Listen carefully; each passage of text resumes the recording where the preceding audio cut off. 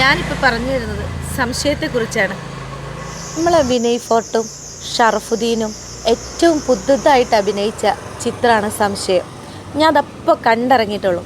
സംഭവമാണ് സംശയം. സാധാരണ വീട്ടമ്മയ്ക്ക് തോന്നുന്ന ഒരു ചെറിയ സംശയമാണ് ഈ സിനിമയുടെ കഥ. അതൊരു ചെറിയ നർമ്മങ്ങളൊക്കെ ആക്കി അവർ അതിമനോഹരമായിട്ട് എടുത്തു വച്ചിട്ടുണ്ട്. എടുത്തു പറയേണ്ടത് ഇതിൽ അഭിനയിച്ചിട്ടുള്ള ഓരോരുത്തരും, അതായത് ചെറിയ കഥാപാത്രങ്ങളാണെങ്കിൽ പോലും എല്ലാവരും അതിമനോഹരമായിട്ട് അഭിനയിച്ചിട്ടുണ്ട്. വിനയ് ഫോർട്ടൊക്കെ അടിപൊളിയായിട്ട് അഭിനയിച്ചിട്ടുണ്ട്.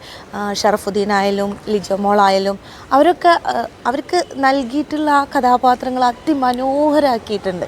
വിനയ് ഫോർട്ടിൻ്റെ തമാശ എന്ന് പറഞ്ഞിട്ടൊരു സിനിമ ഉണ്ടായിരുന്നില്ലേ, ഏകദേശം അതിൻ്റെയൊക്കെ ഒരു ഗണത്തിൽ പെടുത്താൻ പറ്റിയൊരു സിനിമയാണ് സംശയം. സംവിധായകൻ പുതിയ ആളായിട്ടാണ് എനിക്ക് തോന്നുന്നത്. അദ്ദേഹത്തിൻ്റെ തന്നെയാണ് കഥ. നല്ല ഡീസൻറ്റ് വർക്കായിരുന്നു, അടിപൊളിയാണ്. സിനിമയിലെ പാട്ടുകളാണെങ്കിൽ അടിപൊളിയാണ്. അതിൻ്റെ ബാക്ക്ഗ്രൗണ്ട് സ്കോറും ഒക്കെ പക്ക സൂപ്പറായിട്ടുണ്ട്. കോഫി ഷോപ്പിൽ വെച്ചിട്ട് വിനയ് ഫോർട്ടും ഷറഫുദ്ദീനും തമ്മിലുള്ളൊരു അടിപിടി രംഗമുണ്ട്.